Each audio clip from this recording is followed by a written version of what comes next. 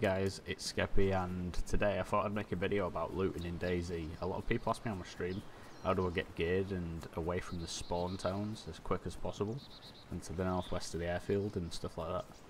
So today I'm going to show you how to get a character that looks a little bit like this to a character that you're happy with and is on his way to becoming fully geared. So the first thing that you want to do is prioritize the essentials. So for me in the game, that is food, a bag, an improvised bag, a weapon, a melee weapon, and some clothing that gives me a little bit more room to play with.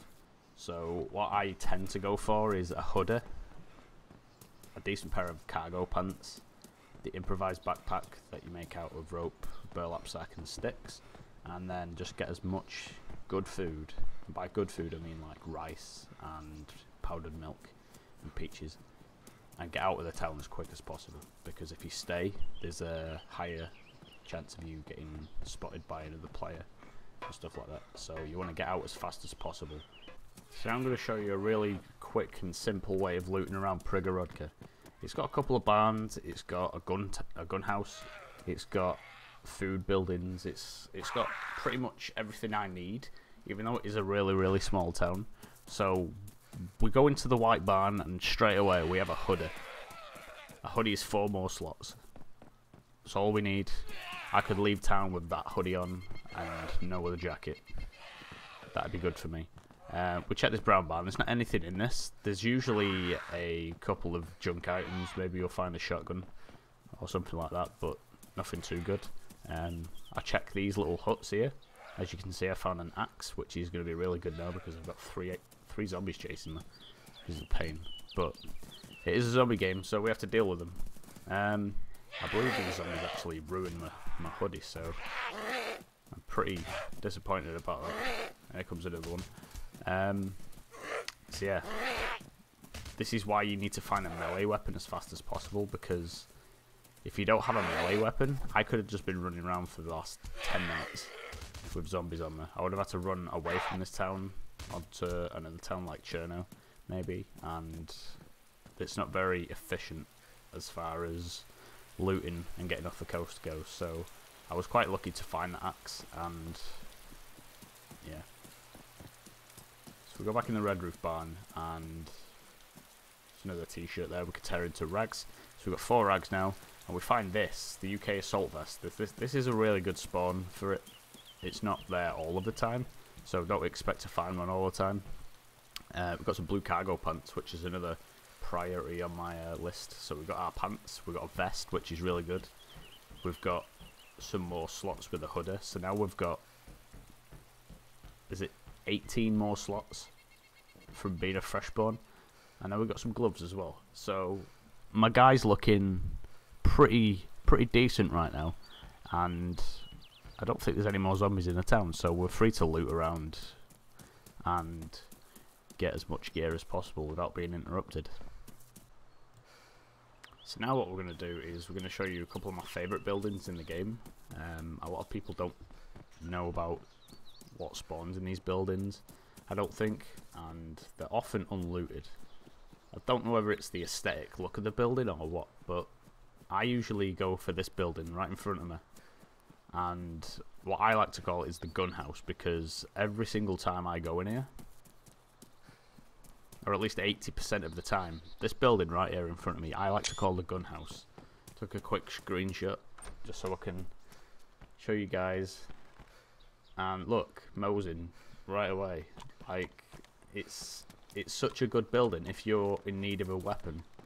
There's no reason not to check it. I know a lot of people don't check it, because every time I go in there is a weapon of some sort. It can spawn pistols, it can spawn anything, absolutely anything, except for the helicopter crash site weapons. It can't spawn those. So yeah, that's a really good building. That's one of my favourite buildings in the entire game, and there's another one just in front of us now, so we're going to check this one as well. If you don't know what the building looks like from a distance, it has yellow side, yellow back, and then on the front it's brown, and then brown on the other side as well. And look, we found a Magnum, another really good gun. So we've got 2 weapons now. My character's looking pretty decent. We're going to take this banana and eat it so we can get our hydration and energy up. And yeah, that's just in Prig.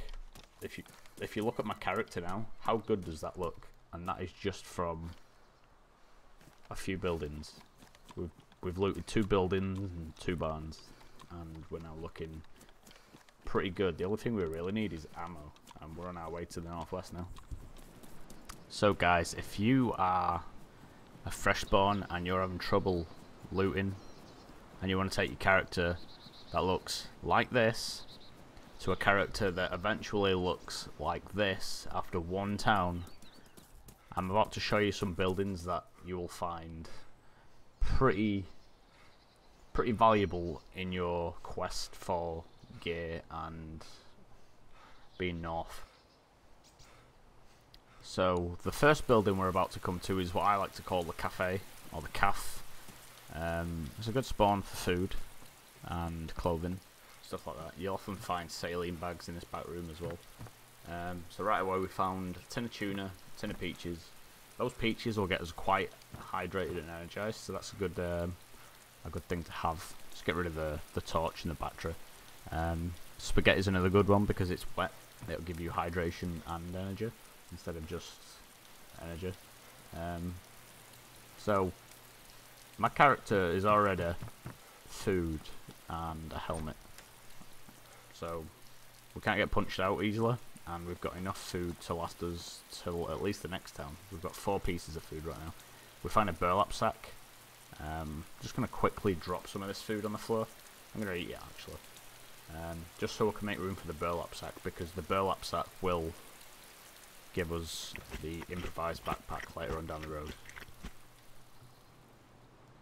This next building that we're going to look at is one that I call the salmon building.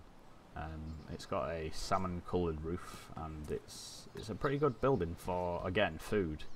And you often find face masks in either the bedroom or in this front room.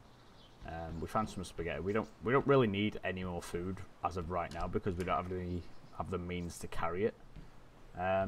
So what I'm going to do actually here is I'm going to eat and drink this kind of pop and this apple, and we'll look in the back room. The back room's pretty decent. In the back room you can find long range scopes, PU scopes, clothing, more burlap sacks, rope, all good things that I need and will make me leave the town a lot quicker. So we're going to go in the back room now, and no, there's a wet bag, that's good. Big wet bag, we can carry more things now till burlap sack as well. More things to carry until we actually get the improvised backpack up.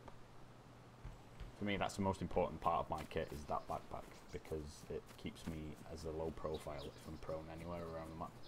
And I don't look like a player as much as I would if I had a big orange or big red wet bag on. Straight into this next building. This is what I like to call red brick. I mean, I've been playing DayZ since mod, so everyone calls this red brick, but we're going to go in. There's a shotgun on the floor straight away, so that's a really good find. And we'll be able to defend ourselves if we find some shotgun ammo now. There's a spotter on the floor. I really don't like the spotter, if I'm being honest. It's a good gun for stealth, but you very rarely find the magazine for it. So it's not my favourite weapon in the game. I'm just going to grab this green check shirt. That's another 2 slots on my character, so now we can tear this into rags. So we've got 2 rags now. We've got more space for food as well. Found some green spray paint, so we can spray paint either a ghillie suit or a rifle later on down the road as well. This back room here, or this other room, is a good room for food in general. If we look straight away, cereal.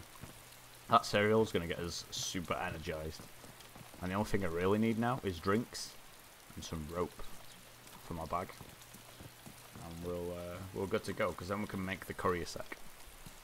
This building, I don't really have a name for this building, but we'll call it double story brown tin for now. It's another good building for food, clothing. As you see, I found some green cargo pants. The cargo pants are good, even if they're ruined or worn. I take them anyway, just for getting off the coast, because now I've got another 6 slots. We found ourselves a purple polka dot bandana. We can tie that into a face mask. So now my character's looking pretty geared. He's looking alright. You can pick up this drink. I always have at least 2 drinks on me at all times. This back room, that looks like a tin of tuna. I'm not going to pick that over. And then upstairs there's a couple of hats. That's about it. Wait, what's that? No, that's just, yeah, that's just another hat. Alright. So, that's the brown double-story tin house.